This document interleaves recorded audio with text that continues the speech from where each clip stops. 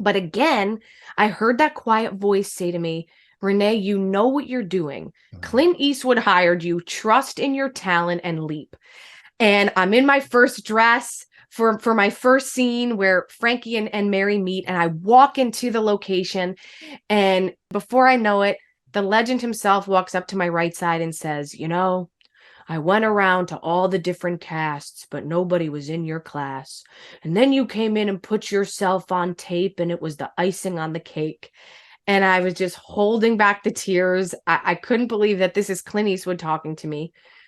And after we filmed that day, Clint and I sat and ate lunch together. And every day from that day forward, I would sit with Mr. Eastwood and eat lunch with him and pick his brain like a sponge. One of the most vital components of communication is being what I call a complete listener.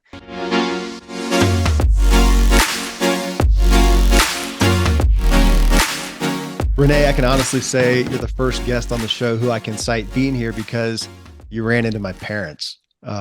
Wow. What a better lead in. And for them to, I get all these texts all of a sudden, look who we were with. You got to have her on the show. I mean, it's just, there's no better endorsement than that. So, so stoked to have you here. That means so much to me, Kevin. I fell in love with your parents when I met them. I got home from the trip and I told my husband all about them. And they said, we need to connect you with our son. You guys would be great, have a great conversation. And I said, absolutely, yes. Yes. Well, and I gotta say, I'm looking at you here and, you're in showbiz. Green rooms are where the famous people hang out. You look like you're inside of a plant. Yes.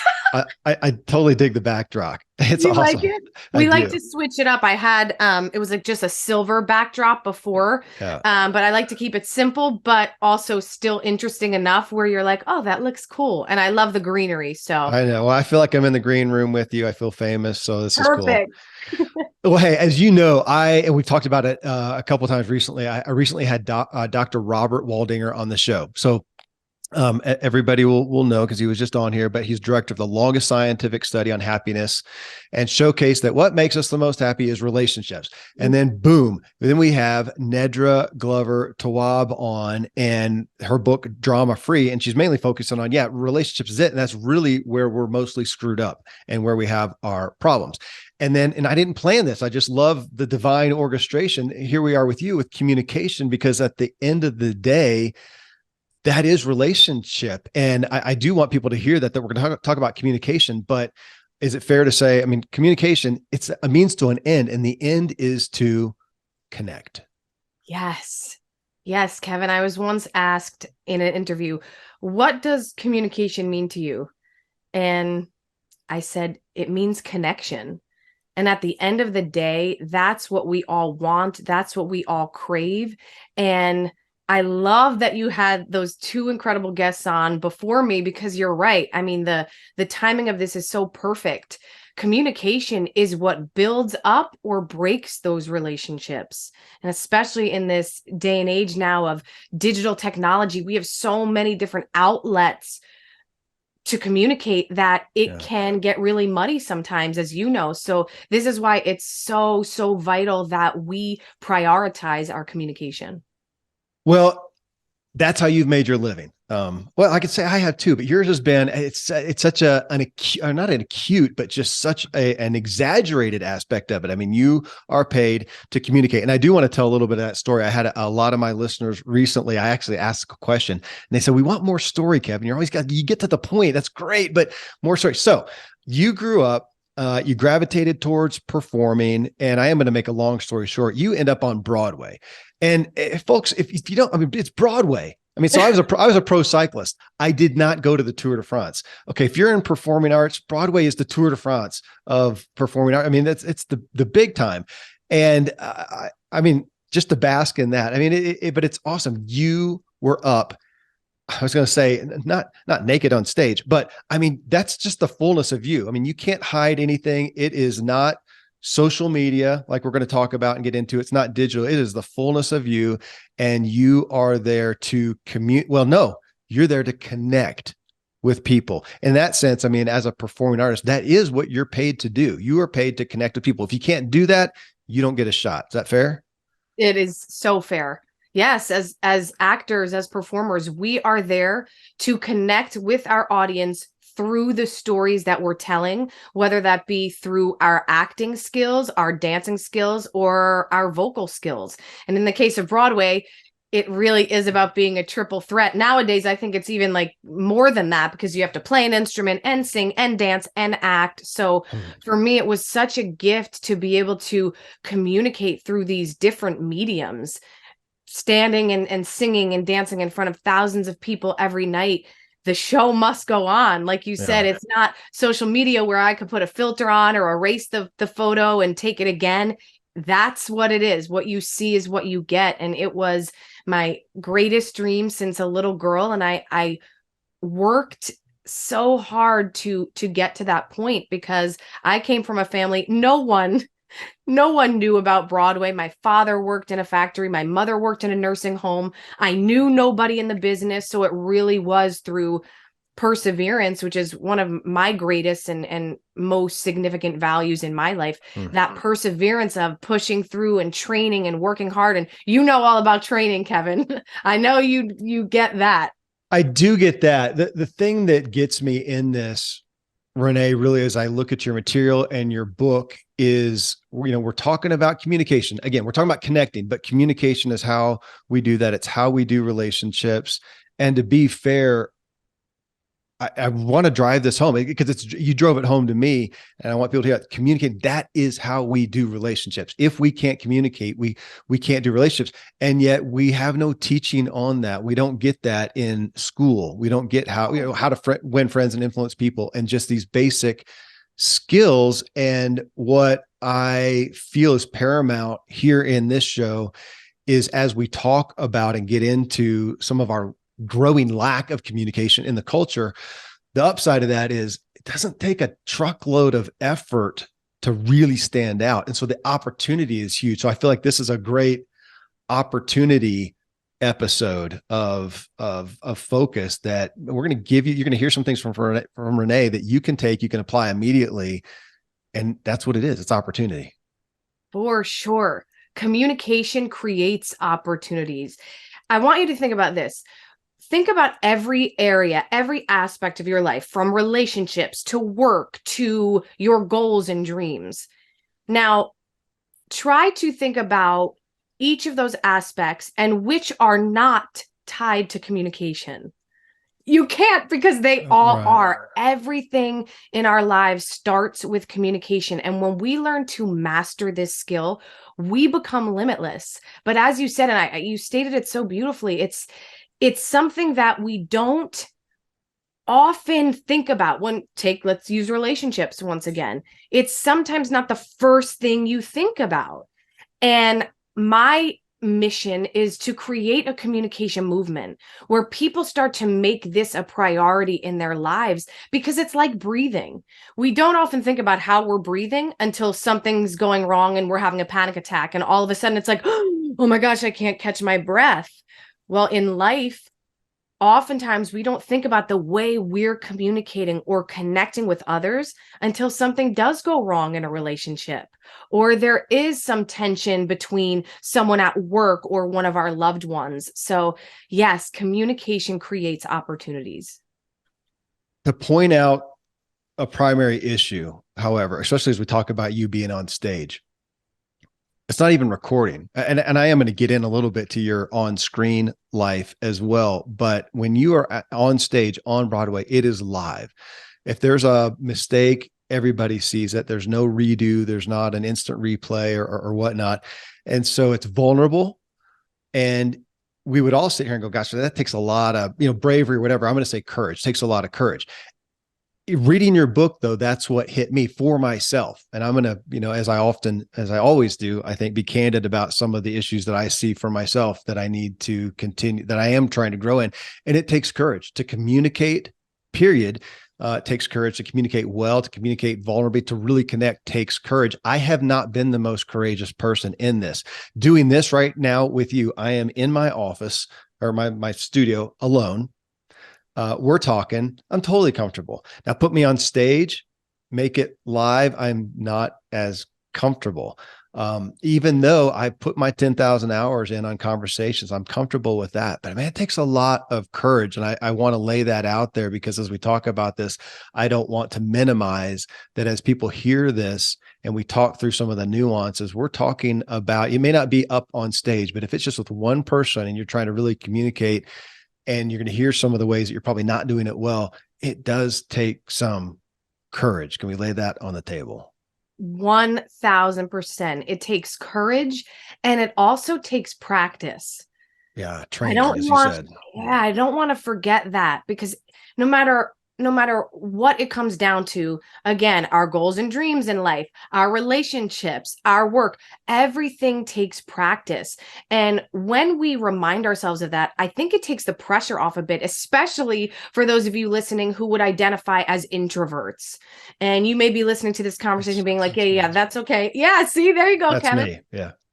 Yeah. Maybe for you, you're like, oh, yeah, this is just something I cannot do. I assure you, I promise you, you can, but it will take practice. And anything that's worth something wonderful in our lives, it's going to take practice. And I just wanted to pause a minute because, Kevin, talk about courage. The fact that you're able to say this over your microphone, even though you're in your studio by yourself and you're allowing all of the people all over the world who are listening to your interviews to know that this is something that you maybe struggle with. That takes so much courage. And I know for myself on the other side of this interview, that makes me just so much more inspired by you because you're showing your vulnerable side. And what I have noticed, especially in this landscape we're living in, is that vulnerability is one of the missing links to what I see on social media when people communicate, because we convince ourselves, oh, if I tell Kevin that I sometimes get nervous on stage, well, then he'll think that I'm not as good as I want him to believe I am. But really, the parts of ourselves that we often want to hide the most are the ones that connect us with others the most. And you just proved it. So thank you, Kevin. And I want to say kudos to you because the first step to anything is what I call that communication with self, that awareness to even know, yeah, this is something I don't love so much. It's something I need to work on. Well, thank you. And living in a glass box like we do, I'm so aware that what I'm saying here, my wife can hear, my kids can hear, and they know me. And so if I'm not honest, one, and two, it's interesting that I feel like the more I have been vulnerable, to be candid, the downloads increase, and Yes. the shows do. So that's an interesting aspect of it too. So we're going to get real vulnerable here in a minute, though. I do want to, just as far as story goes, I watched you last night in a movie, and I want to hit the story because as we talk about courage, that's a big part of your story of getting that movie role. So folks, the quick story here. So she's on Broadway doing the show Jersey Boys, which is a story of Frankie Valli and the Four Seasons. It's such a fun movie. Such a fun story. So she's doing that on stage, and the long story short, Clint Eastwood then is going to make a movie about it. And what a great opportunity it would seem for you. You want to be a part of that or audition for it, and they're not really going to let you. And I like that you said in your book, you thought, yeah, Marissa Tomei is probably going to get this part or something like that. And I mean, which by the way, she's way too mousy to get that part. That was for you. But so you weren't going to have the opportunity and tell the story because it took you communicating and took some courage, and boom, you're on the big screen. Yeah.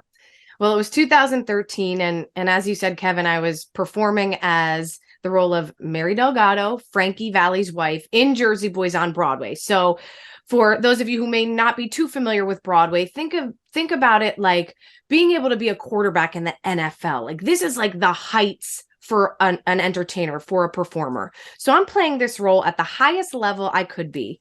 And one Sunday matinee, I'm on the stage singing My Boyfriend's Back with my fellow castmates. And looking at me from 10 rows back is the legend himself, Clint Eastwood. We got word that he was going to be directing the film version. And yes, as I say in my book, my first thought was like, oh, well, that's cool. I've never done TV or film at this point. And I said to myself, they're going to hire A-list celebrities out of Los Angeles. Yes, Marissa Tomei is probably going to play my role. But then they started calling people in from our cast to audition, and they put out a breakdown for the role of Mary. And a breakdown is simply a description of the type of person they're seeking. Okay. And the hysterical part about this, Kevin, is it was basically me, right? It was like, sassy girl from New Jersey, the feisty, fun first wife of Frankie Valli. And I was like, that sounds familiar. Yeah, and I wanted people to hear, not just familiar that you play that role. That's you. You are a girl from New Jersey like in an Italian American family. Yeah, okay. Yes, like Renée Marino, me myself, grew up in New Jersey, Yeah. down the street from where the entire storyline of Jersey Boys takes place. Huh. Well, my agent and I tried to get me an appointment to audition, and for some reason, the casting department won't see me for the role of Mary, but they said they'll give me an audition for one of the smaller roles, one of the angels who sings my boyfriend's back. And I'll never forget getting the phone call from my agent, hanging up the phone, and feeling so disappointed. And for about 30 minutes, everybody, I felt my feelings. I cried. I felt frustrated. It was one of those moments where you're just like, you feel defeated. I was like, Yeah. I'm doing everything I can, and I'm playing the role at the highest level I could be. So after about 30 minutes, I physically and spiritually threw my hands up and I said out loud, what am I going to do? I tried everything. I'm still going to go in and audition for one of the angels. The day of the audition, I'm in the room with the casting director. We're having a great conversation. And then he says, Renee, would you like to sing the song first or read the scene? And I'll never forget at that moment, I heard this quiet little voice within me say, you have to do this. It feels too right. And before I was even consciously aware, I looked at the casting director in the eyes and I said, Jeff, I was really hoping to come in and read for the role of Mary Delgado. And I was like, oh my gosh, what's he going to say? It came out of my mouth like so quickly. And he looks back at me and he says, I was just thinking the same thing. And I was like, great, awesome. So I do the audition that day. I leave the audition room feeling so grateful, not because I ever thought I was going to get this role, but I was so proud of myself for creating that opportunity. All I wanted was the chance. Fast forward 2 weeks.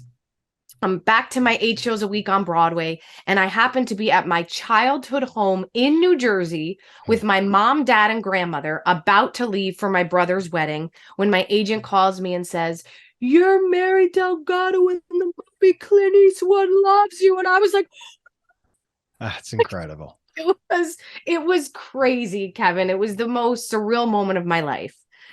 Cut to the first day of filming. Now, I want to remind you, all of you listening, really think about this.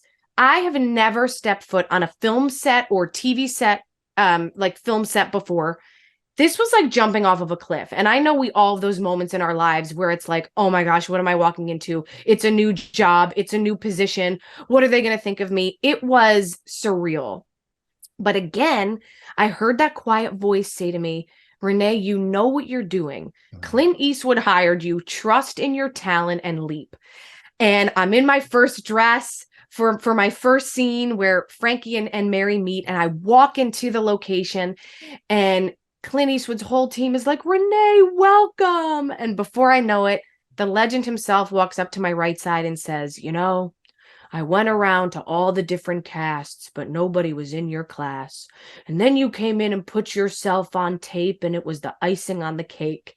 And I was just holding back the tears. I couldn't believe that this is Clint Eastwood talking to me. I go to film that first scene.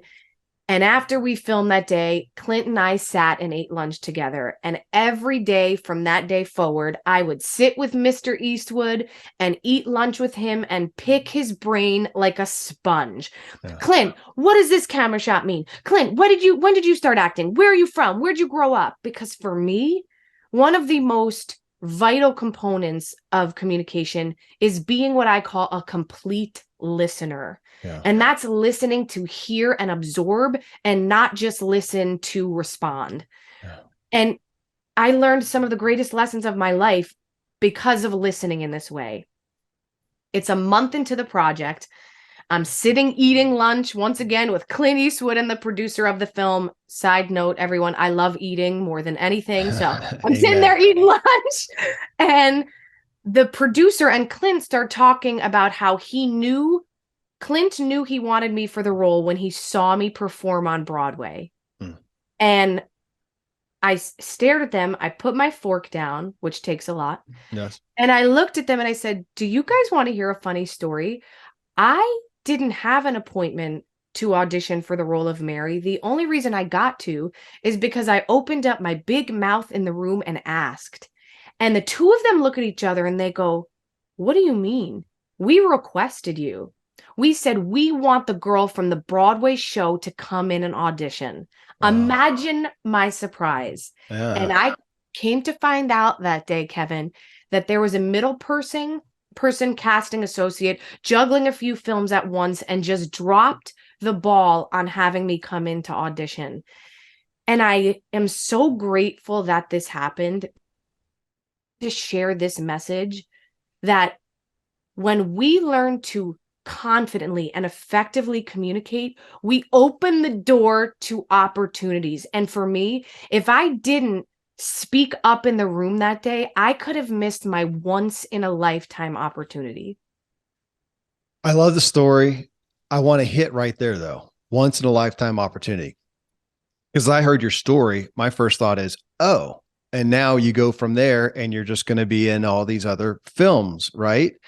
And yet that's not really where the story goes. And you go from that opportunity, once in a lifetime opportunity, you're on Broadway, now you're on the screen, and you say, in essence, what you told me the other day, I wrote it down, I'm ready to activate some other gifts. Like, seriously, if I'm your agent, I'm pissed now. Okay, come on, seriously? Really? Well, we're going for an Oscar now, and you're going to go activate. That's pretty awesome that you, I don't know. I want you to speak on that a little bit, because you know the pressure that we feel, especially career-wise, to, as we make progress, that we've got to build on that. We've got to create the inertia, man. If you're a doctor and you went to med school and you've been doing it for 5 years, even though you're not enjoying it, or maybe you just kind of got that out of your system, or maybe it's great, but you're just interested in something else, you can't do that. I mean, first thing you say to somebody, especially somebody close to you, about, yeah, I'm thinking about doing something else. Or, are you kidding me? You have invested so much into this, Renee, that you need to stick with that. And you're saying, nah, I'm interested in this, in pursuing communication coaching. You said writing, teaching, and coaching. Now I ask you, I mean, you said it's not like you're never going to be on stage or on screen again. You're still open to that, but that's not what you're actively pursuing. But that right there is,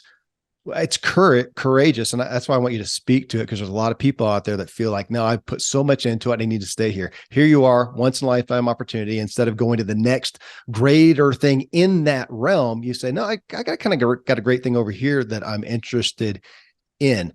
That's a big shift. For sure. And I love that you and I spoke about this the other day, because it is such an important point. We, as business owners, no matter what we may do for our careers, we put pressure on ourselves to do things the way that it's supposed to be done, right? I like to say, and I say this in the book, we should do this, we should do that, we should all over ourselves. Mm-hmm. And I think what's really helpful is to eliminate the should from our vocabulary. But to backtrack, after I did the film, it was one of the most incredible years of my life. Right after I filmed the movie, I got engaged. And then 2014, when the film came out, I also got married. Mm-hmm. And from there, I mean, I felt like I was on the trajectory, like, oh my gosh, maybe we win an Oscar, right? There's all this buzz.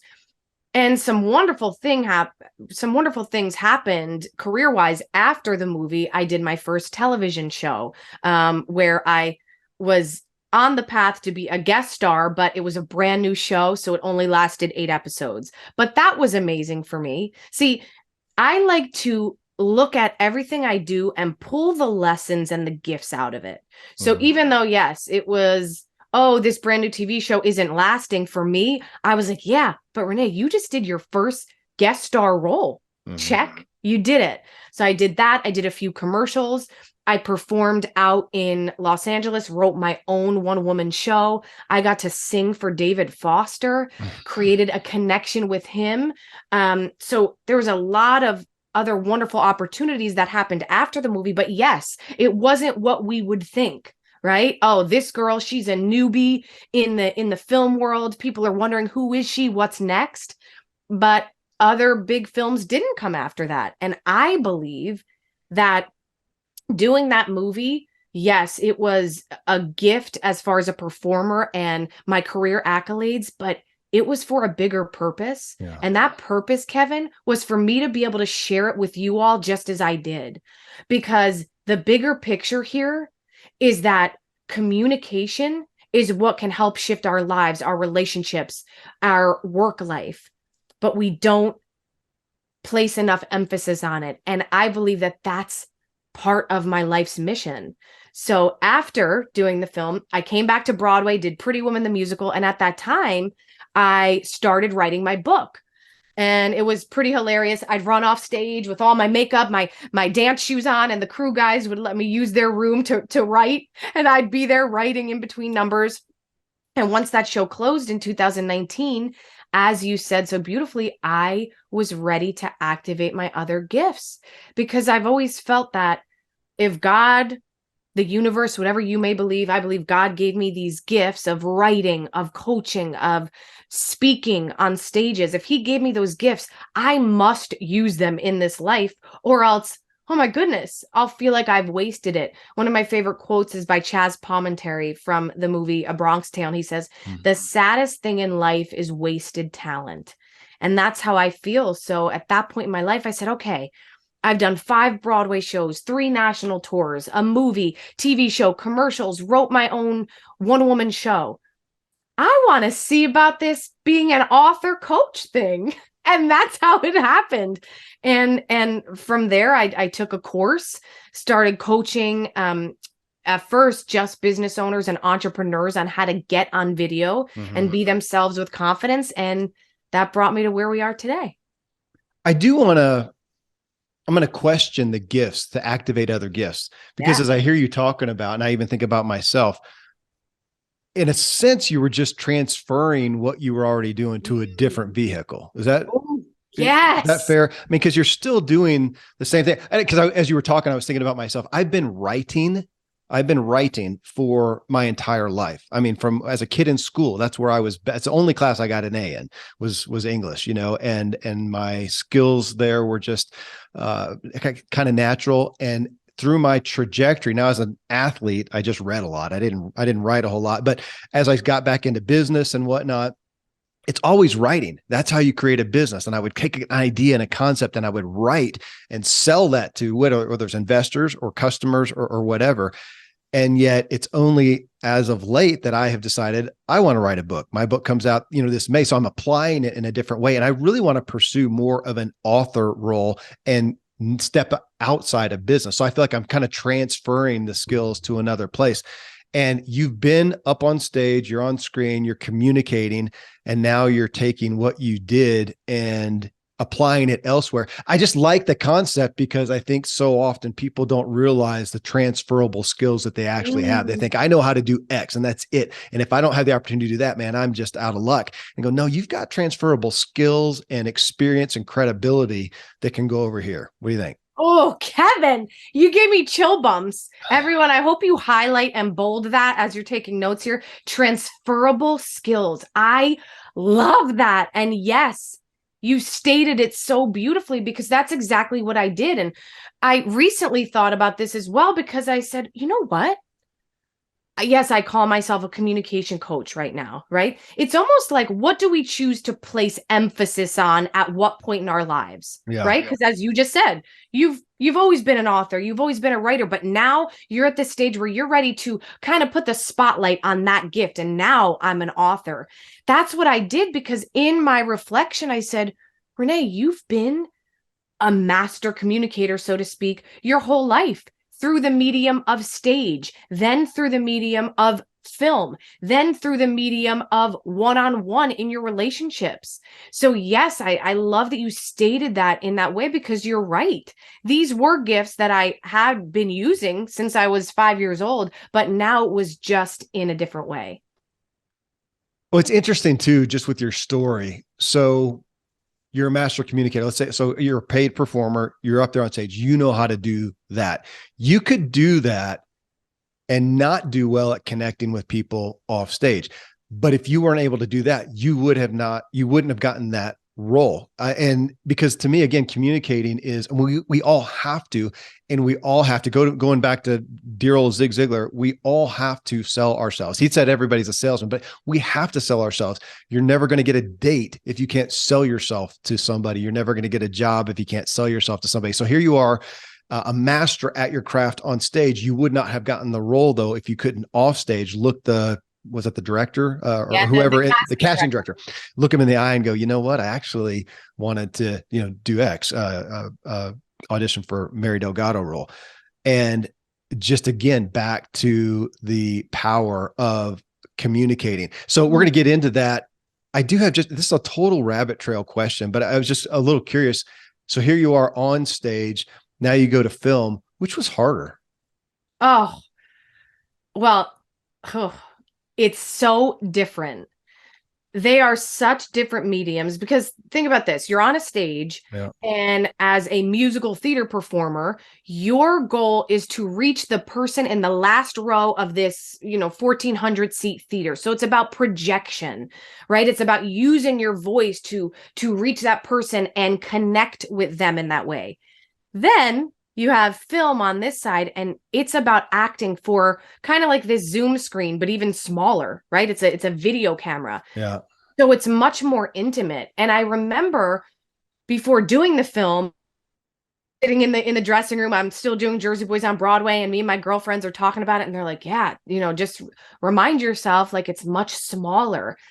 So when I filmed the first scene that first day, I remember the camera kind of coming up to meet my eyes, and it was as if I just locked into my power. Because that little screen was right in front of me, it was natural that I knew now to only focus on expressing myself in a natural and authentic way, as opposed to thinking, now I have to project for the entire space to hear. So they're different. I wouldn't say which one's harder than the other. They're just so different. But I will say this, Kevin, and you'll appreciate this. When a film actor decides that they want to go to Broadway, it's a culture shock, not only because the acting skill is so different, right? Now they have to really use everything within them to reach that person in the last row, but it's not as glamorous as when you're doing a film or a television show.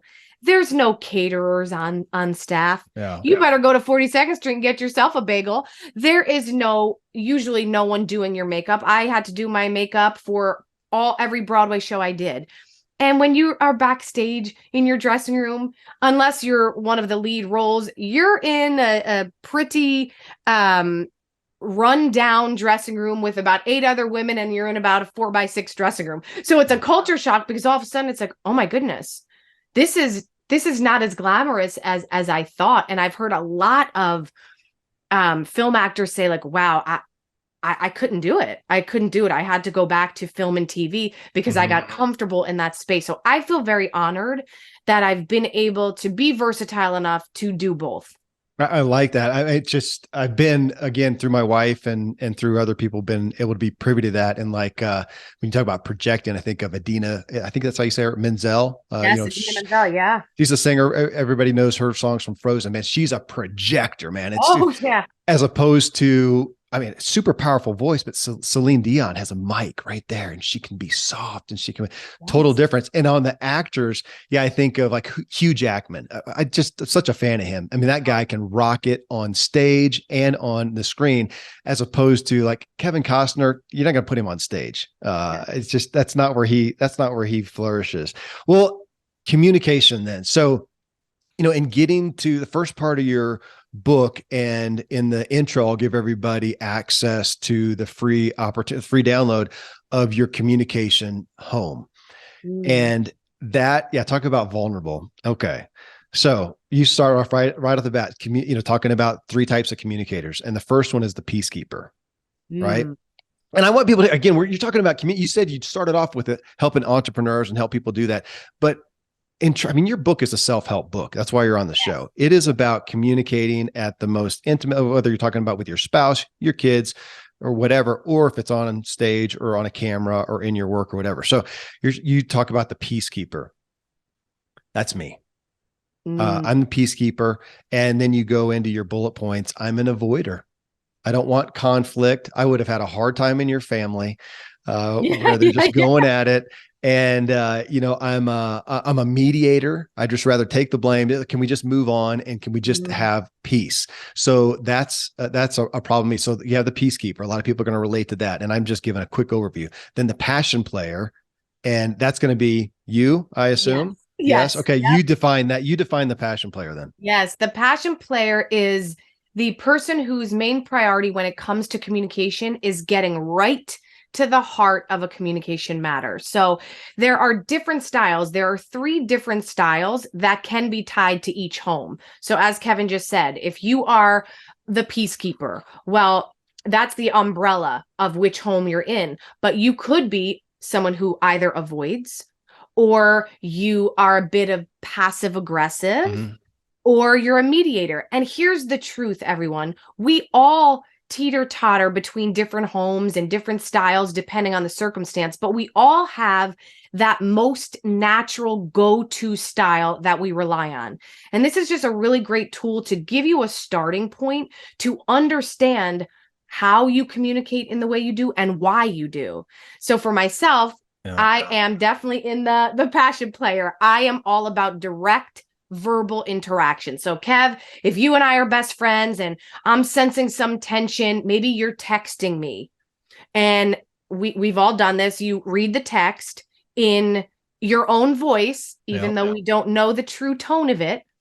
And I go into what I call assumption animosity, which is animosity from assuming what one means to be true. And I'm assuming, oh, Kevin seems like he's just really pissed off today. What's his problem? I'm the person, as the direct verbal interactor, I would pick up the phone and I'd say, hey, Kev, just real quick, I got your text. I just want to make sure everything's cool. Are you good? Because for me, I want to cut out all the wasting of time, wasting of energy. I care so much about you as my best friend that I just want to get right to it. And I recognize as a communication coach, that's not easy for everybody. Right? You just said it, Kevin. That's not your style. It can feel aggressive and even overly assertive, maybe even a little accusing coming at me. Yeah. Yes, exactly. So none of these communication homes are good or bad. And they're not meant to have you judge yourself. That's the last thing we want to do if we want to become master communicators. Let that self-judgment go. This is simply a tool to help you to recognize and become aware of the way that you communicate. Yeah, like a self-audit, which again, I appreciate. And the third one you have is the laid back one, which are some of the things that you pull out there as an emotional, or I wrote this down, kind of an emotional lack, and listens but doesn't share. Again, that's really naturally me. Yes. So, and I'm working on it. That's literally, that's a primary part of my therapy, is to feel my own emotions and be aware of my own emotions and to share those, because well, let's go to that, because you talked about that you can vacillate. You didn't use the word, but you can jump back and forth there. That if you put me in the right scenario and in work where I'm real confident, I can be more of the passion player. I can kind of come into that a little bit and not be so afraid of the conflict or whatnot. But now in the intimate relationships, especially with my spouse, is where I am it's where I'm the most scared. Honestly, it's where I'm the most sensitive. And so I can, revert back there. And that's been where it's hurt, that I don't think that I'm a private person. I used to not think that. I'm an open book, man. I'm not private except with my feelings. Not going to share which is again, the laid back one. Listens, I'll listen, be real interested, but you're never going to hear what I think necessarily, or what I feel. You might hear what I think, an opinion, but not what I feel. And so, yeah, to be open and vulnerable with that hasn't helped some of my most intimate relationships. Here I'm at 50, finally digging into the communication homes that I have and how to be a little more adept at veering outside of those with some courage. Yes. Kevin, I have to tell you, I am so impressed by you. I'm sitting here listening to you very vulnerably talk about where you believe you have struggles and what is hard for you.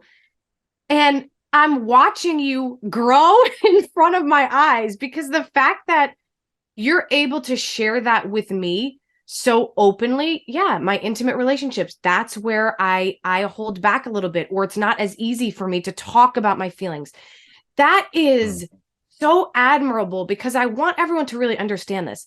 The first step to being a great communicator in any area of your life is mastering that communication with yourself. And that's what you're doing, Kevin, by owning up to the fact that, yeah, I'm not so great in this area. We all must do this. And I love you use the word audit. Do this audit for ourselves in our lives, because if it's you wanting to be considered for that new job promotion and you want to talk to your boss about it, but you're nervous about that, I want to assure you, if you don't first get clear on yourself and what's holding you back and what you think makes you best for that new position, you're never going to be able to communicate in an honest and effective way with your boss. So again, Kevin, what you're doing, and I can't wait for your wife to hear this interview, because she's going to be like, Kevin, you're amazing. You just owned up to that, which is so hard to do. So really, I mean this sincerely. Kudos to you. And you sharing this, you are not alone. You are not alone, even in any way, shape, or form. When my husband and I first started dating, I talk about this in the book as well. We were dating for, I'd say, like a month, right? And it was clear that we both really liked each other. The actions were there, but nothing was said. And for me, Renee, who's that direct verbal interaction woman, I'm thinking to myself, and I'll never forget, it was my 30th birthday. And we went to my birthday party, and then we came back and we're sitting on the couch. And in my head, right, that second conversation we all have, I'm thinking to myself, if he doesn't tell me how he feels, like, that's it. Like, this is over. Like, I need to have the confirmation about this. And he's so intuitive. He must have sensed my energy. And out of nowhere, he goes, so, where's this going? And I said, well, why don't you tell me? Because I feel like I've made it really clear, which in hindsight, everyone, what a hypocrite, right? Because I didn't say it either, yet I was waiting for him to. So side note. Passive aggressive. Thanks. Passive aggressive. Yeah.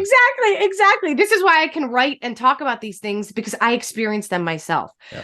So I said to him, well, I think I've made it clear through my actions, how I feel about you. You were the person sitting beside me at my big 30th birthday. And he turns to me, Kevin, and he goes, well, I have a really great time with you. And I go, what? I go, well, I have a great time with everybody I meet. I mean, I just had a great time with the amazing woman who gave me my Starbucks this morning. What does that mean? And in my head, again, I'm like, oh no, you know what? This is not going to work.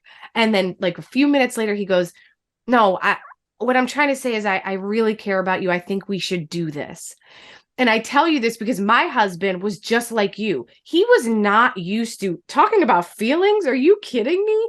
Like opening up about what he's thinking and going through. That was not him. But after he said that to me, then we had this open conversation about what we expected in our relationship. And the first thing I said is one of my deal breakers is communication.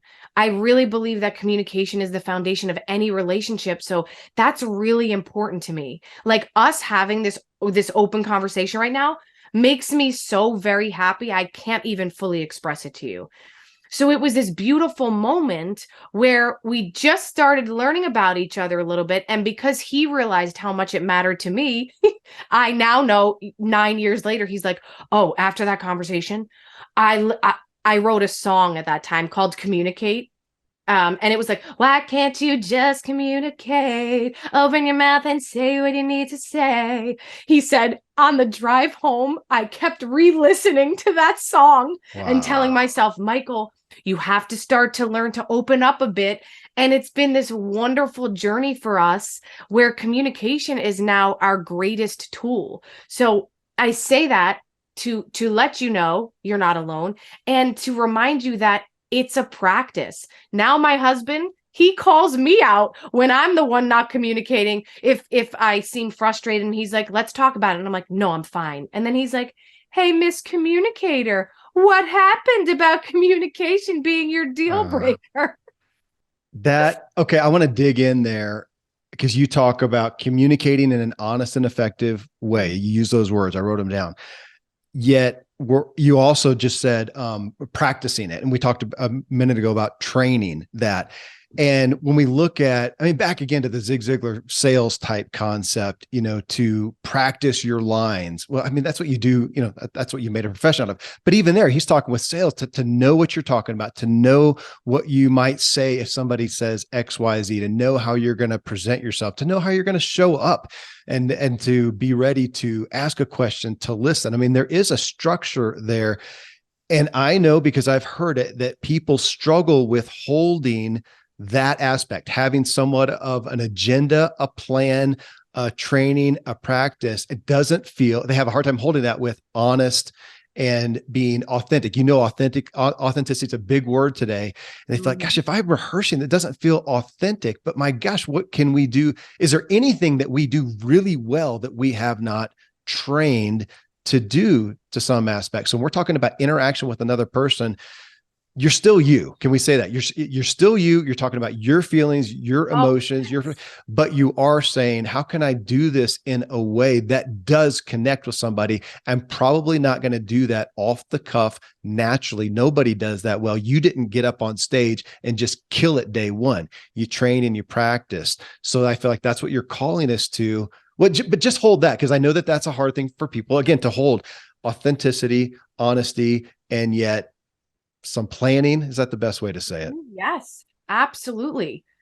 One of the things I teach is my connect method, which starts with first step, communication with self, then owning who you are, right? This is a really important piece here. I want everyone to understand and recognize we are all different. This is why there are different communication homes. This is why I'm here talking with my hands, high energy, and Kevin's telling us that he happens to be, a little bit more subdued when it comes to talking about his feelings, right? We're all so different, and that's beautiful. That's what makes the world go round.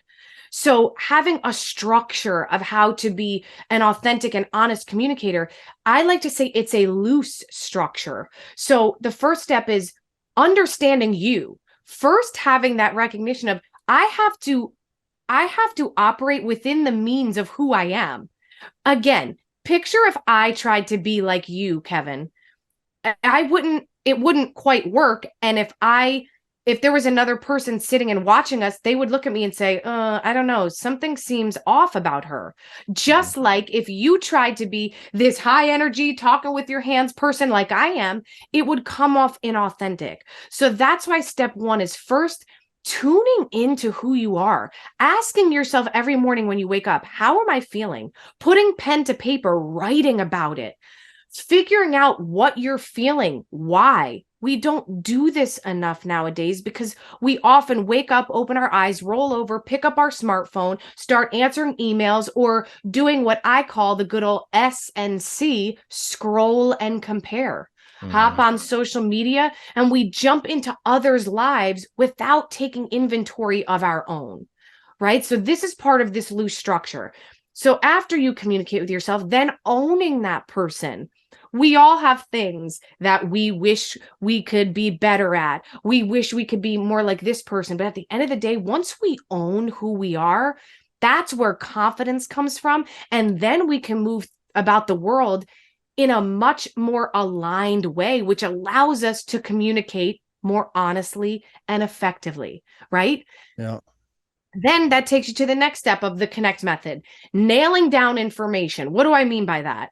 Well, you know this firsthand, Kevin. When you're having a guest come on, you don't just press record and say, like, hey, Renee, who are you? Where are you from?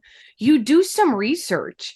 Oh, what's her background? I mean, I feel like you know more about me than I know about myself. That's how good you are at this, right? Nailing down information. And this holds true for even smaller instances where it's just meeting a new coworker who is a new person at your company.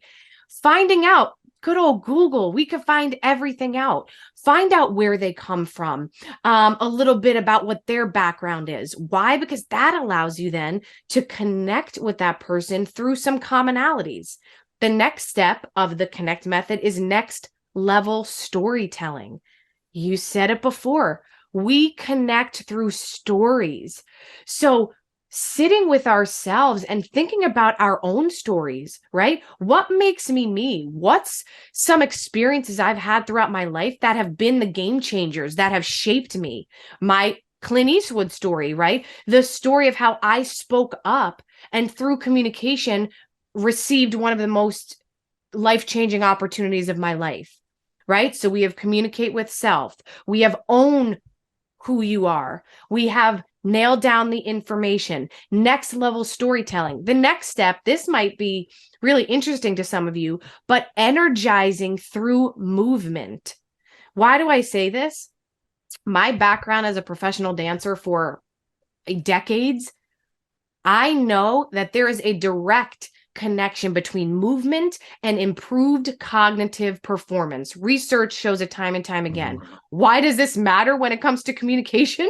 Because if our brains aren't operating in a way that allows us to focus and listen, how could we really connect? Which brings us to the next step, which is being a complete listener.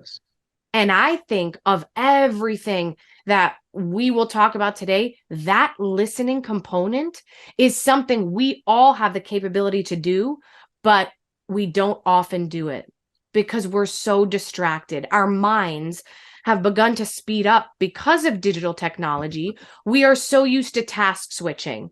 I'm talking to you and I'm getting a notification on my phone, and then I'm talking to somebody, and then I'm looking at the tab open on my computer.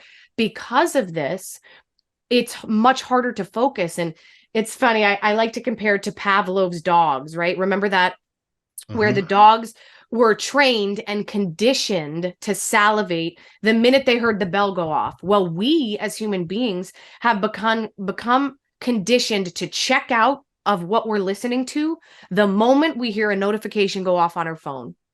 We've all experienced it, right? You're in a conversation with someone and you're really opening up to them, and all of a sudden they check out because they pick up their phone to check a text. We all do this. So this is something that we can really start to work on. And this, no matter what home we live in, communication wise, this will allow us to be more honest and effective as communicators. And the last step of the connect method is talking from the heart, knowing that it's not about perfection. It's about connection. Kevin and I right now talking, we didn't practice this conversation. I'm going to flub my words. I probably have already. We may go off on a tangent or two. It's not going to be perfect, but at the end of the day, we're having a real conversation, and hopefully you will all connect with us through us talking from our hearts. And we've trained. I mean, to be fair, we have Yes. trained. And this is why I only do the interviews on Zoom, so that I can see you. And we're working now towards studios where we do these more just in person because of the energy, because of looking at you and the nuances of your face and your expression and the hesitation and whatnot. It adds so much. And I have to listen to you. Otherwise I can't do a good show. And it's a great training. That right there, though, you talked about listening and the distraction of social media, but listening in general, I feel, is somewhat of a lost art these days. We're in a hell society. And I think made worse, by the social media. We tell people what we're doing on Instagram and TikTok and Facebook and LinkedIn and Twitter. We tell, and we audit and compare and stuff, but then we still go to tell. It's not a place to listen and understand. And back to even like a dating aspect. I mean, hopefully everybody's seen that and witnessed that. And they exaggerate it in a film where typically the guy, right, comes along, sits down, and what does he do?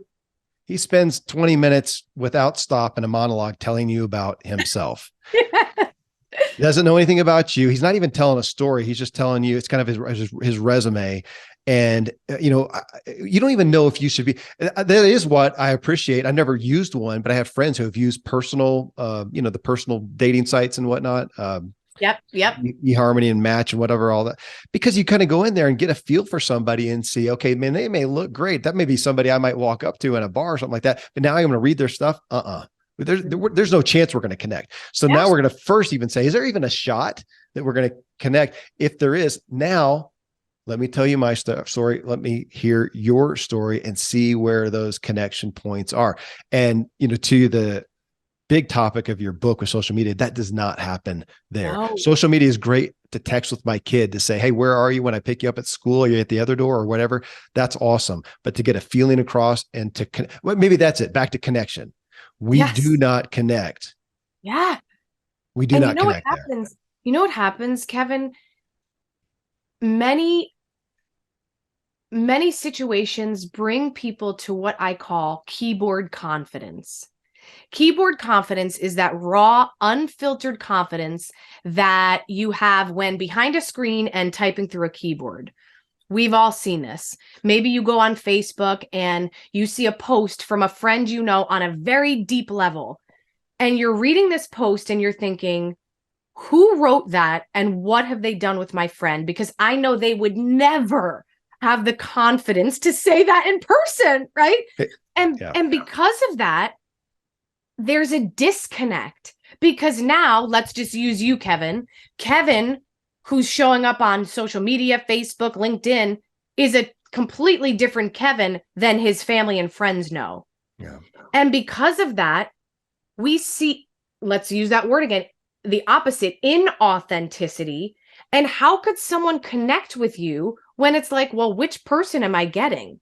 Because he feels confident when he's behind a screen, but not when we're face to face. In the book, I compare it to the Wizard of Oz and the wizard who wears this mask, right? In the movie, I love it so much. Dorothy and her friends, they journey to go meet the wizard. He's going to grant them all their wishes, and they get there and he's this huge, big presence, right? He's this big literal mask with this deep voice, and he's really intimidating. Then there goes Toto, and he pulls back the curtain and we see him for what he is, which Dorothy refers to him as an insecure humbug. And he's this little man with a very meek voice. And he's like, what are you doing? You can't see the real me.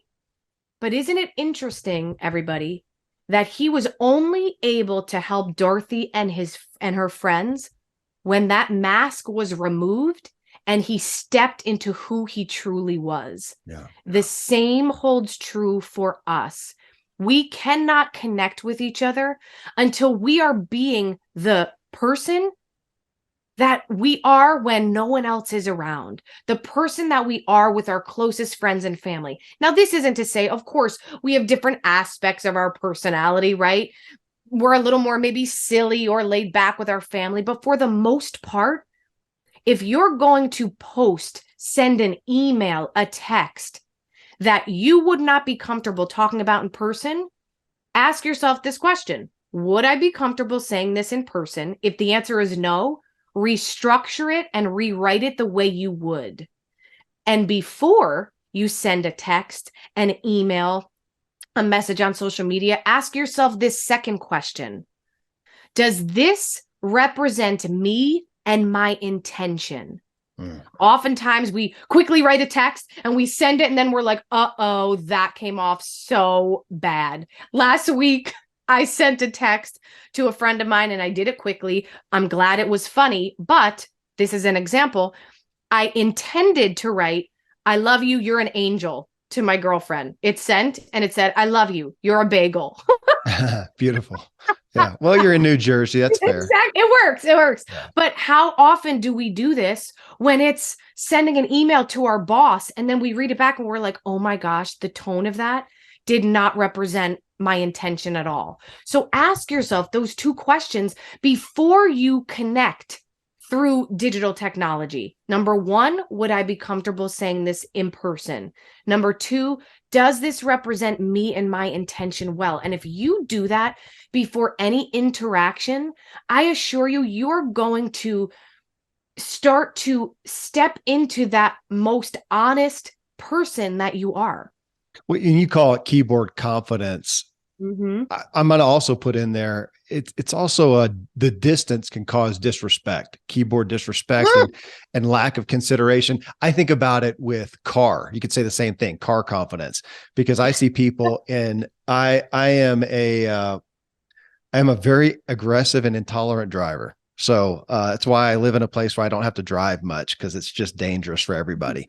But I'm so frustrated at how people will act in a car disrespectfully.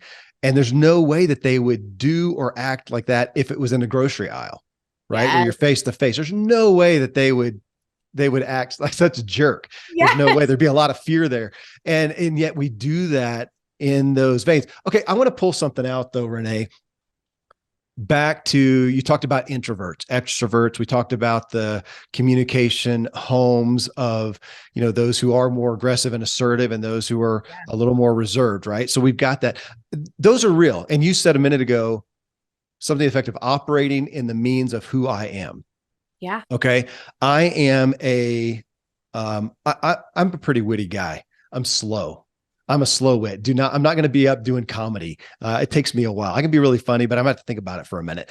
I process slow. I mean, I just do. I think I'm a deep thinker, but I process things. My wife is like you, and she can say it. I was going to ask you, do you consider yourself an external processor? Like you can think through things better as you talk and kind of talk it out? Is that fair? Yes, I that is definitely fair to say. I have no concept of that. The more I talk, I mean, here we've got a structure, we've got a topic. I can do it here. But if we're talking about, especially if I'm talking about my feelings, with you, and you're saying, Kevin, how do you feel? Tell me about that. I'm going to talk a little bit and I'll get lost at some point. Mm-hmm. And sometimes say, you know what?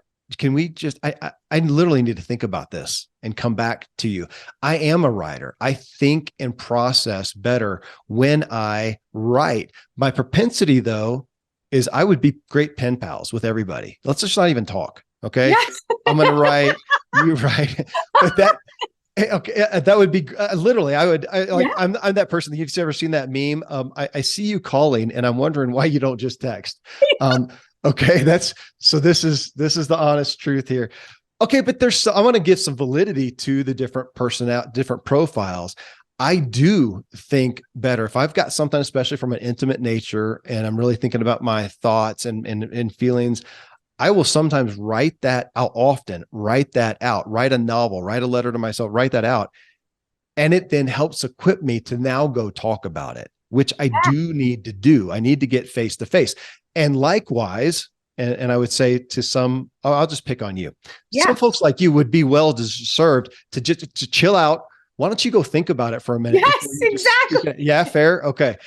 But now we do ultimately need to come together, some with some thought, with some back to your practice, with some training, with some intent, with the care to consider each other, listen, understand. I mean, that structure, listen, even reiterate it. Okay. So is this what I heard you say? Because my wife will do that sometimes with me. Okay. Is this what I heard you say? I go, no, that was not what I said. Let me go write about that for a minute. I'll come back and say, yeah. You're like, no, I didn't say that. I wrote it. Yeah. I want that pause button where everybody freezes like in those films. And I go, second, hold on. Yeah. So I speak to that a little bit, because I don't want somebody to get the picture of, okay, we've all got to be like Renee and just be able to go nail it. We got to be verbal. Because that is not my happy place. Again, I can do this conversation about a topic. I can ad lib. I've done my training, but now if you say, okay, then tell me about your thoughts. I've had some people do this, especially some psychologists I've had on the show. Tell me about your thoughts. Okay. I'm going to have to hit the pause button, man. We're going to have to pause the recording. I'm not fluent. Yes. With that. So play with that a little bit, so everybody feels like I can be, as you said, operate in the means of who I am and still communicate well. Please do. Please. That is such an important point for me to highlight. You must be yourself. And this is what brings me back to say, this is why I will keep saying it, to remind you, because we need to hear things many, many times for it to stick. This is why step one of communicating with yourself is critical, vital, so important. Because if we don't take the time, as Mr. Kevin here has, to understand this is how I process things, then we start operating by thinking we need to be like someone else. And that's where we run into problems. Yeah. So yes, we must all take inventory for ourselves. And that's why I wrote my book about balancing these worlds of new school technology with what I call old school simplicity. Because if we just spend our days behind the screens, letting our brains move so fast that we don't recognize who we are or what we need to feel good or how we need to process things, this is where problems arise in our lives. My husband and I, again, perfect. We sound like you and your wife. When he's upset about something, say it's work. And of course I'm like, so what's going on? What happened? What'd they say? And I'll laugh because sometimes he'll be like, yeah, it was good. And I'm like, okay, but like good how? What did they say? And he's like, all right, listen, it was a tough day. I just need to take some time. Yeah. And that's great because now I understand his way of doing things. He needs to go off by himself a bit, process it, and then he'll come back maybe later that night or the next day. And now he has clarity around what he even was feeling. And then we can talk about it. And it's amazing. Kevin, it's amazing. We are so different. Once again, he's not trying to be like me and verbalize in the moment. He knows how he operates best. He knows that he's an internal processor. So he goes off, does his thing, comes back, and boom, we're communicating beautifully. So yes, my book, my message is not about saying, okay, everybody, you must be direct verbal interactors, always verbalize everything. No, I want you to be so fully, completely, honestly you that you can't help but connect with another person. Kevin and I are so different, but because he knows who he is and I know who I am, man, I'm freaking loving this conversation. Even the first time we spoke, I was like, Kevin, I could talk to you for 12 hours. Because we both are operating, I'd like to use that phrase, in our zone of genius of who we are.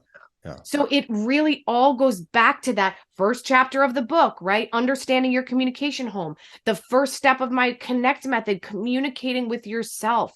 Let's spend more time with ourselves right now than we do with others. And when we do, then when we go to have a conversation or be in a meeting or an interaction with a person or others, it is that much more genuine. That's where I would love, I'm thinking about it being a parent or an employer or whatnot, that I could have two very similar employees, and one says to an issue, okay, you know what? I need to talk this out with you. I need to figure this out. Okay. And the other one says, you know what? I need to go think on this for a day. Can I sleep on it and come back to you? Absolutely. I mean, I've had to learn that as a father, as a spouse, as a father, whatnot, to be, to understand. So if we understand ourselves first, again, understand ourselves and then understand the other person. Okay. Here's a look, I'm raising my hand. Yeah. Those of you can't see me, like a child in school.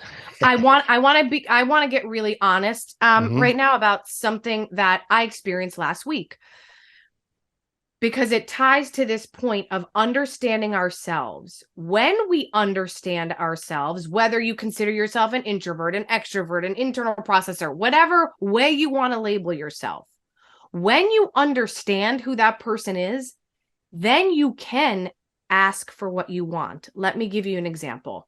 I am an emotional being. A couple years back, a lot happened. I lost my father. There was just a series of things, and I really went through a lot in one period of time.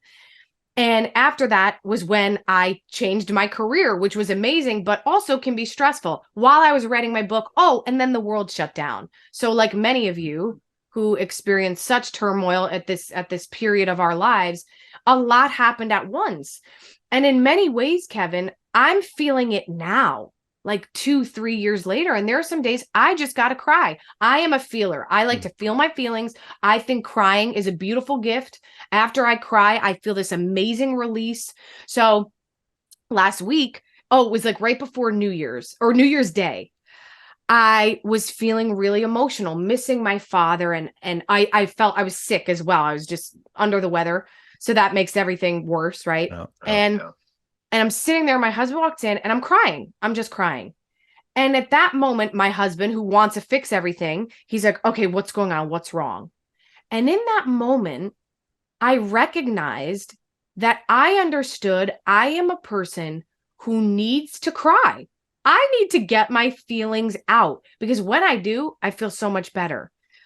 And because I recognized that, I said to Mike, I said, babe, I'm going to have moments where I just need to cry, especially thinking about my dad, thinking about just the changes that have happened in my life. Sometimes that's my only way to feel like I'm getting it out and I'm expressing myself. So in the future, now and in the future, if you can understand that, if you find me crying, don't get scared or nervous, like, oh no, what's the matter? You can just ask me what's the matter. And then if you don't mind giving me that space, I probably only need like 10 minutes. But by you giving me that space and not putting pressure on it to feel a different way, I'm going to move forward so much quicker and so much more calmer because I've been able to communicate in this way. And he sat there and he goes, absolutely. Yeah, I totally get it. Thanks for saying that. So it was such a powerful moment because I recognized my needs and how I have to communicate through my emotions.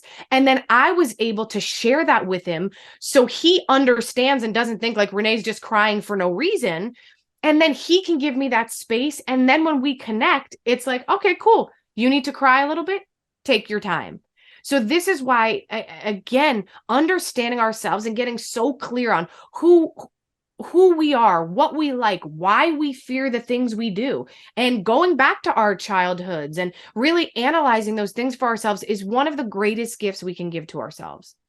It's such an interesting analogy, Renee, because you're talking about, in essence, an overflow. So you're saying I have an overflow of emotions. I need to let those out. Whereas your husband, or I'll say myself, would say, you know what?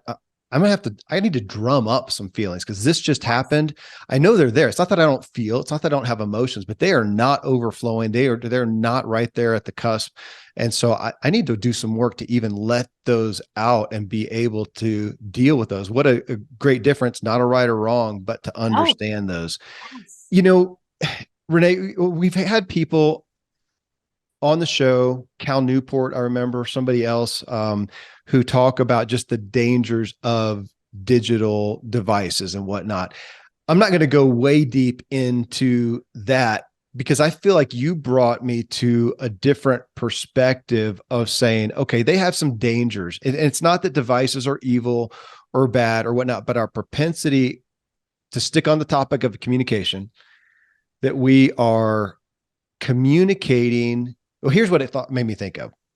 We're over communicating these days. We communicate nonstop. Like you talked about, we can't stand in a line at the coffee shop and just be there with the people we're around. We're texting, we're over communicating, and we are under connecting, and it's changing us. It made me think of, from a health and wellness standpoint, the idea of, especially here in America, that we are dramatically overfed and undernourished.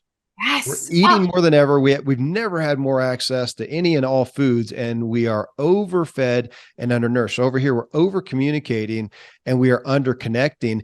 And so what you're talking about, again, is not just a great idea. It's not even just, as I talked about, a great opportunity. It's saying we kind of got a sickness going on in the culture, and this over communicating and under connecting is really handicapping us. So as this happens, we are less and less and less able to connect, even when we have the opportunity. And so if we're doing I've seen this with my kids, have talked about it, that as there's more connection via these electronic devices, even if you're sitting next to the person and you're snapping and Instagramming and texting and whatever, and not doing it, when the time comes to where you actually are face to face, you don't know what the heck to do. I mean, we are deprogram. What would be? We're untraining ourselves. Yes. From it. So this is a bigger issue than I think we understand. 1,000,000%. The light bulb for me that went off when I was deciding what exact part of communication I wanted my book to be about came when I was at a restaurant with a dear friend of mine. We're catching up, we're chatting, we're like, oh, have you been? Blah, blah, blah. This family of 5 sits next to us. Yeah. A mom and dad, teenage son, and 2 young children. And Kevin, for the entire 2 hours, none of them spoke because they all had their heads down in a digital device. The parents and the teenage son on their smartphones, and the 2 kids on, a video game device. And I'm not kidding when I say my heart broke. Yeah. Because I looked over at this family and my first thought was, they are missing out on beautiful moments of connection to be glued to a screen. And I see this time and time again when I'm sitting in a waiting room at a doctor's office or online at the grocery store. I love small talk. I think it's a lost art. And back in the day, let's just use that phrase, back in the day, right? You'd sit in the waiting room of the doctor's office and you sit there and maybe you smile at the person next to you and you say, hi, how are you?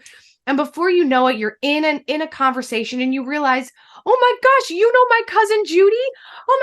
That's where you grew up? We must have all the same friends. Before you know it, maybe you made a new friend. Maybe that even became the person who became your husband or your wife. Beautiful opportunities for connection. And now I go in the waiting room of the doctor's office and I smile at someone and they look at me like I have 10 heads and I think, whoa, I was just saying hello. I wasn't asking you for $500. It's okay.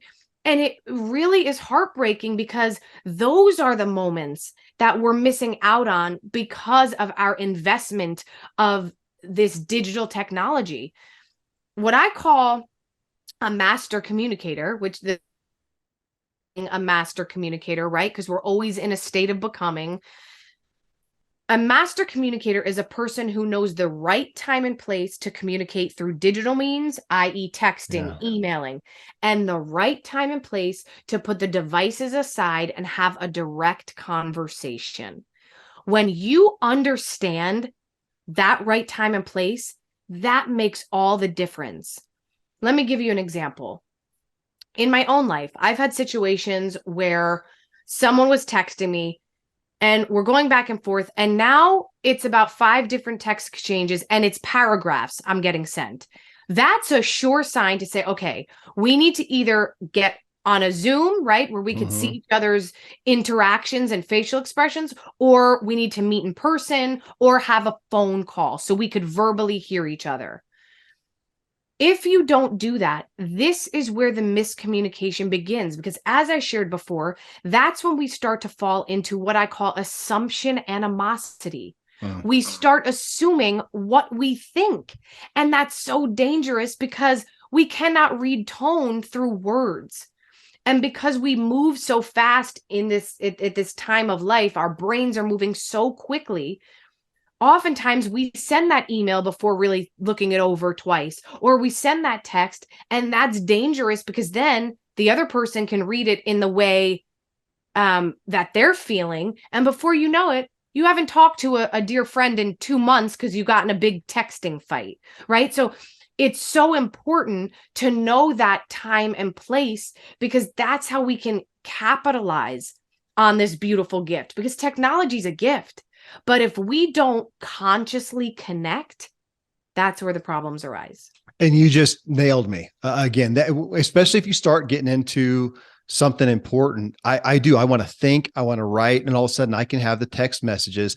And there's dear people in my life are going, Kevin, dude, it's really, it's a novel. It's just not what this medium is for. I'm lost. And I'll hear that. I'm lost now. We're going to have to, can we do a call? Can we talk or whatever? Now, again, for me, it helps me to write it out, but I'm learning to do that and then either come back more succinctly or say, yeah, now we need to actually engage.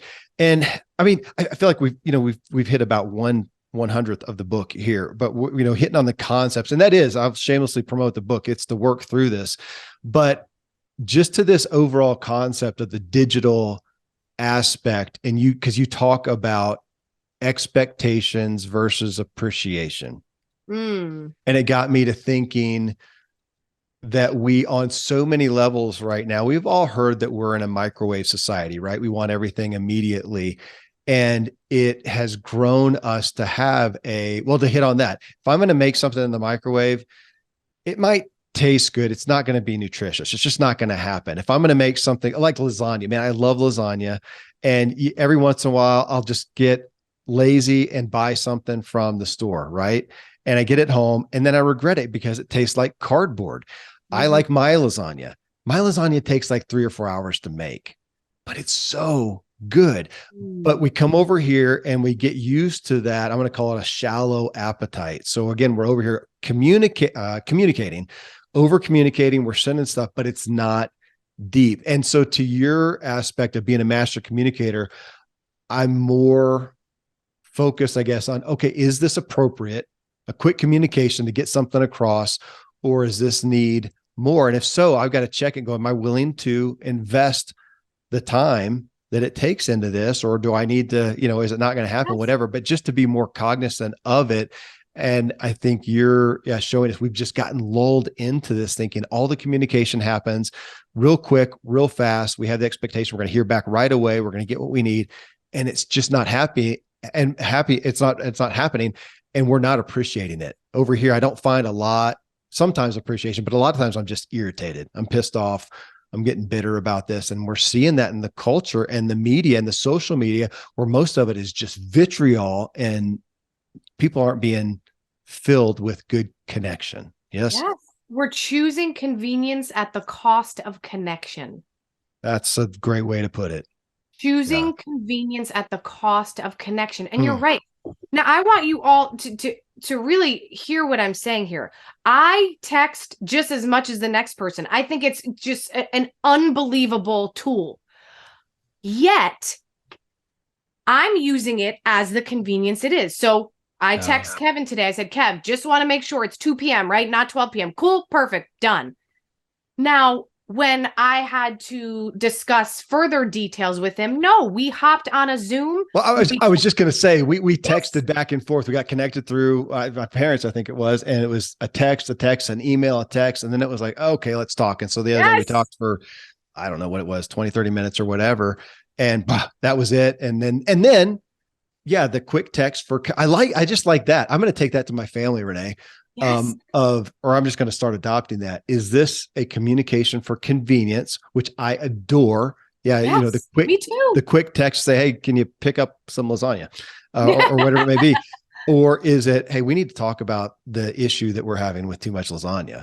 This is a deeper conversation. Yes. That's great. It's right. That's the key. And that's really what I wanted to drive home with the book. I have heard so much in our society, in our world. Oh yeah. Nobody pays attention to each other. No one's listening to each other. Oh, these kids are always on these darn phones. But yet what I am observing is no one's doing anything about it. Everyone's just saying like, yep, this is a problem. Oh, well, technology is not going anywhere. And my thing is like, no, I need to shine light on this, and I need to offer some simple tools and practices to put into place every day. They're not complex, right? Because we are in a culture of convenience, of moving quickly, which is fine. But let's put these simple tools and practices into place so it's not at the cost of our connection. Because going back to the start of our interview, connection is at the forefront of our relationships. Connection is at the forefront of opportunity. Connection is at the forefront of us building and living the lives that we say we want.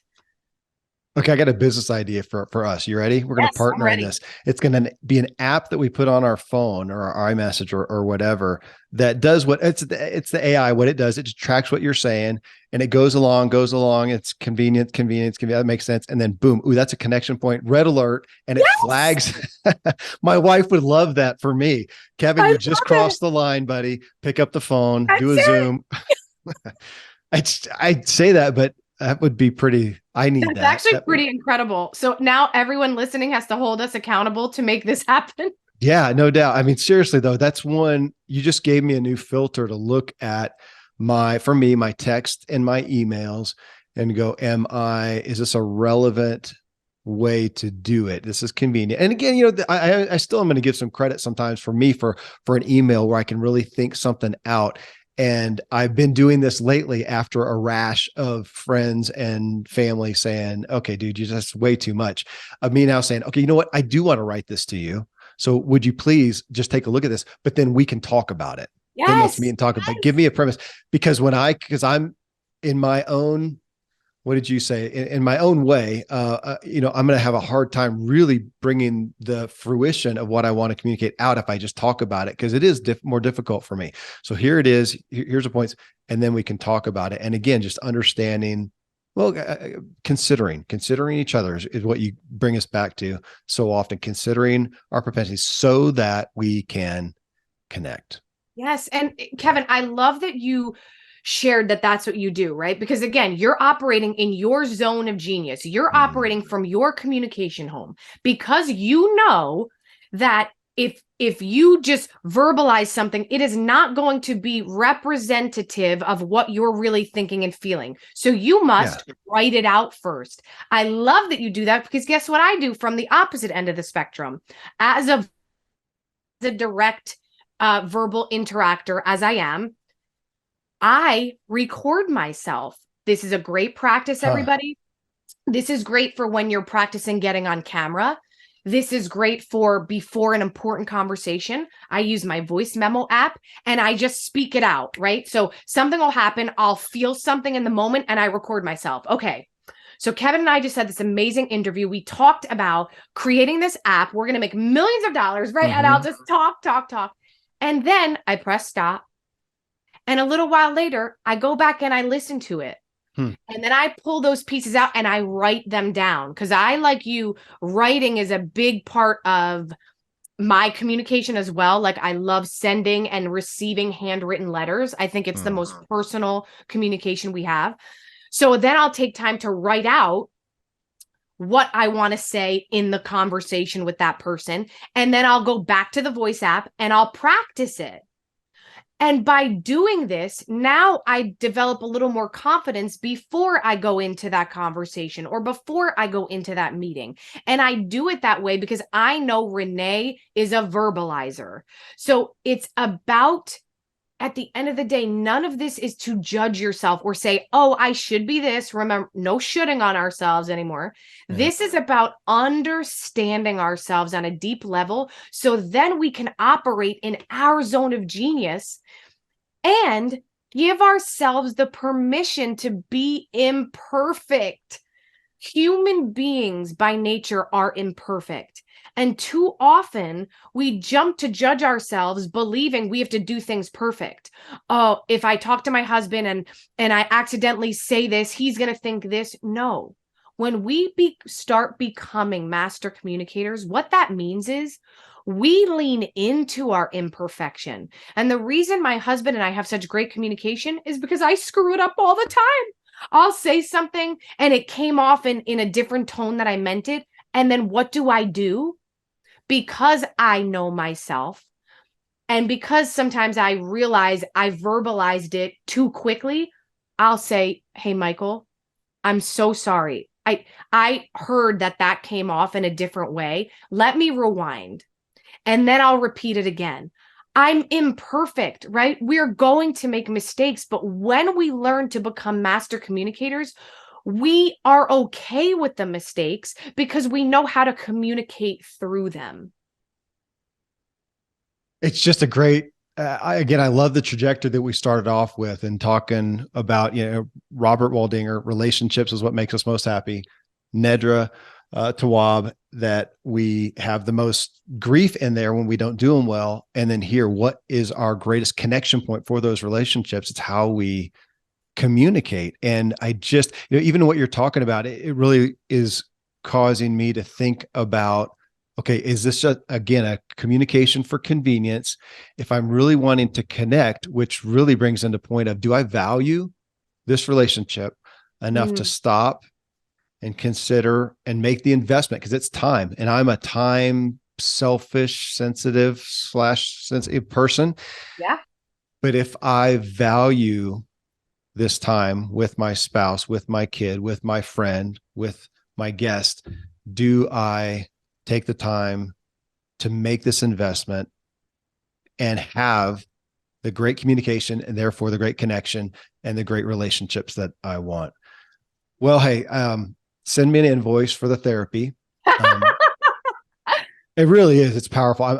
You've given me some great hook points here too. So I want my family to work through the communication home and talk about that together. And then, look at just some ways of, again, structuring our communication instead of just letting it be the free for all that we all kind of want. Oh, can I just be myself? Yes, you can, if you want to not connect and be a jerk. Yes. Otherwise, we've got to make it be yourself, but with some effort, with some structure. It's great. I'm so grateful that you stepped off stage at least long enough to do this for us and bring us this book and the message, Renee. It's just a gift to me, and I'm so excited to bring it to the audience. Thank you. Thank you. Thank you so much, Kevin. This has been so much fun for me. And thank you for allowing me to verbalize this, because as we shared, I realized that's when I learned so much, when I verbalize things that I'm like, oh yeah, I have to drive that point home. By verbalizing it, I'm able to then communicate it in a better way. So thank you so much for allowing me to be on your beautiful platform. And thank you, Kevin, really, thank you for being so vulnerable and being so honest, because you're just inspiring everyone who's listening to you to do the same. Thank you, Renee.